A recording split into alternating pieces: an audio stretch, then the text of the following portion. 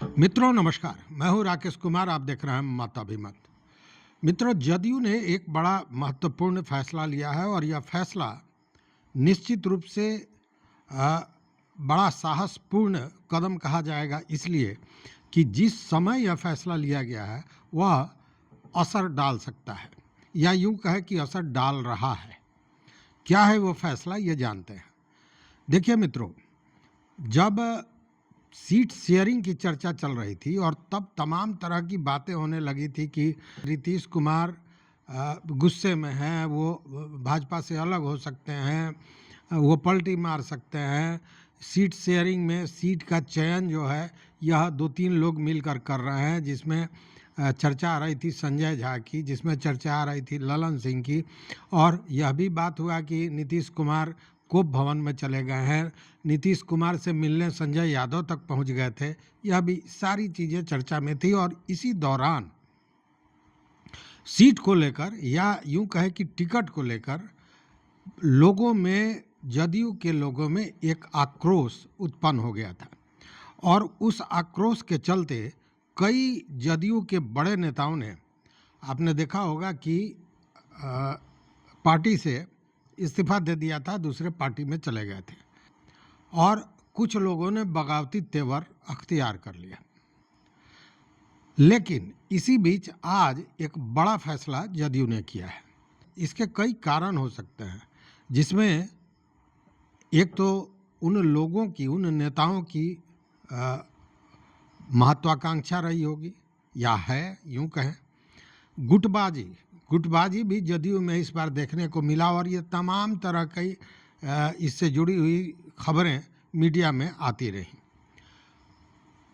एक बड़ा कारण गठबंधन भी है। देखिए, गठबंधन से अगर कहीं लाभ है तो उसका घाटा भी है, इसलिए कि किसी दल का कोई नेता लगातार 5 वर्षों तक मेहनत करता है, अपने पार्टी को आगे बढ़ाने की कोशिश करता है, संगठन को मजबूत करता है, और जब चुनाव का समय आता है तो वह सीट जहां से वो मेहनत कर रहा है, अपना तन मन धन लगाए हुए है, वह सीट किसी दूसरे दल के पाले में चली जाती है, इसलिए कि वहाँ पे गठबंधन होता है। अब ऐसे में इन नेताओं को मौका नहीं मिलता है, और जब मौका नहीं मिलता है और उनको लगता है कि 5 वर्ष 10 वर्ष से जो हम मेहनत कर रहे हैं ये पानी में जा रहा है, वैसे में बहुत से नेता बागी हो जाते हैं, बहुत से नेता छोड़ देते हैं पार्टी को, और बहुत से नेता किसी दूसरे पार्टी में जाकर शामिल हो जाते हैं। और इन्हीं तरह के कुछ नेता हैं जो या तो बागी हो गए या दूसरे दल में मिल गए। तो ऐसी जो स्थिति हुई, इस पर जदयू ने आज एक बड़ा फैसला लिया है, और इसको लेकर बिहार प्रदेश जनता दल यूनाइटेड के चंदन कुमार सिंह है, प्रदेश महासचिव एवं मुख्यालय प्रभारी स्थापना, उन्होंने एक पत्र जारी किया है, चंदन कुमार सिंह ने।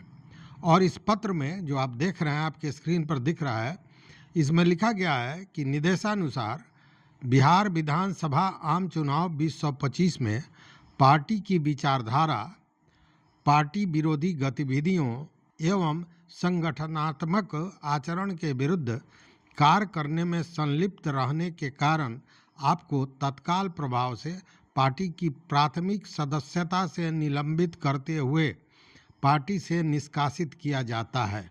भवदीय चंदन कुमार सिंह।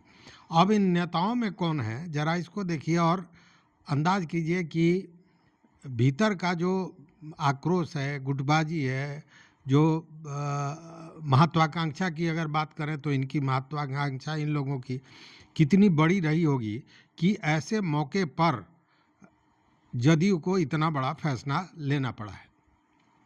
इसमें पहला नाम है श्री शैलेंद्र कुमार, पूर्व मंत्री जमालपुर मुंगेर, यह मंत्री रहे हैं।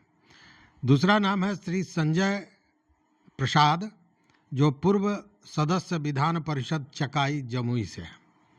तीसरा नाम है श्याम बहादुर सिंह, पूर्व सदस्य विधानसभा बड़हरिया सिवान। चौथे हैं रणविजय सिंह, पूर्व सदस्य विधान परिषद बड़हरा भोजपुर। श्री सुदर्शन कुमार, पूर्व सदस्य विधानसभा बरबीघा शेखपुरा। यह या तो विधान परिषद के सदस्य थे या विधान सभा के सदस्य थे, मतलब एमएलसी रहे होंगे या एमएलए रहे होंगे। ऐसे 5 लोगों को निष्कासित किया गया है। उसके अलावा जो नाम है वो है श्री अमर कुमार सिंह साहेब कमाल बेगूसराय, डॉक्टर आसमा परवीन महुआ वैशाली, यह भी खड़ी हुई हैं निर्दलीय से। उसके अलावा श्री लौ कुमार नवीनगर औरंगाबाद, श्री आशा सुमन कदवा कटिहार, श्री दिव्यांशु भारद्वाज मोतिहारी पूर्वी चंपारण। दिव्यांशु भारद्वाज भी खड़े हुए हैं पूर्वी चंपारण से, और उन्होंने जो उनका पम्फलेट है वो देखिए, उसमें लिखा है कि मोदी और नीतीश से बैर नहीं, मतलब उन्होंने समर्थन भी एक तरह से किया है और विरोध में खड़े भी हैं और अच्छी स्थिति में बताए जाते हैं। उसी तरह हैं विवेक शुक्ला जीरादेई सिवान। तो ये सारे लोग 11 लोगों को आज 25 तारीख को ही यह पत्र निर्गत किया गया है, जिसमें जदयू ने इन लोगों को प्राथमिक सदस्यता से भी निष्कासित कर दिया है, बाहर कर दिया है, मतलब पार्टी से बाहर कर दिया गया है ऐसे लोगों को। अब देखने वाली बात है कि यह जिस मौके पर किया गया है यह और भी कहीं ना कहीं परेशानी का है, लेकिन बात है अनुशासन की, तो अनुशासन के तहत इस तरह की कार्रवाई की गई है। देखने वाली बात है कि इसका असर क्या होता है, चूँकि इसमें से कई लोग ऐसे हैं जो दूसरे दल से या बागी के रूप में निर्दलीय से खड़े हो गए हैं, और वैसे में उसका घाटा, अब जैसे मोतिहारी की बात करें तो दिव्यांशु भारद्वाज जो जदयू के से जुड़े हुए रहे हैं, एनडीए के रहे हैं, तो वो यहाँ पे भाजपा का सीट है और वो निर्दलीय खड़े हैं।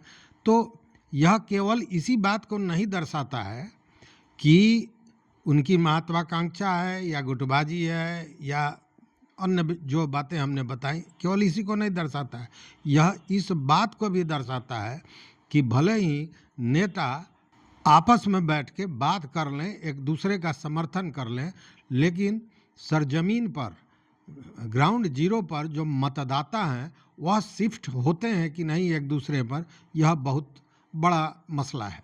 और यही तय करेगा कि कोई भी गठबंधन, चाहे वो एनडीए हो या महागठबंधन हो, यह तालमेल नेताओं का हो सकता है, लेकिन मतदाताओं का तालमेल होता है कि नहीं, यह देखने वाली बात होगी। और यही फैसला करेगा, यही निर्णय करेगा जीत और हार का।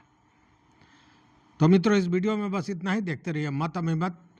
अगर चैनल पर ना हो तो सब्सक्राइब कीजिए, लाइक कीजिए, वो घंटी जैसी जो आकृति है उसको दबा दीजिए ताकि जो हम वीडियो बनावें वो आप तक पहुंचे। लेकिन इस वीडियो पर अपना मत, अपना विचार जरूर दीजिएगा। देखते रहिए मत अभिमत। बहुत बहुत धन्यवाद, कोटिशः आभार।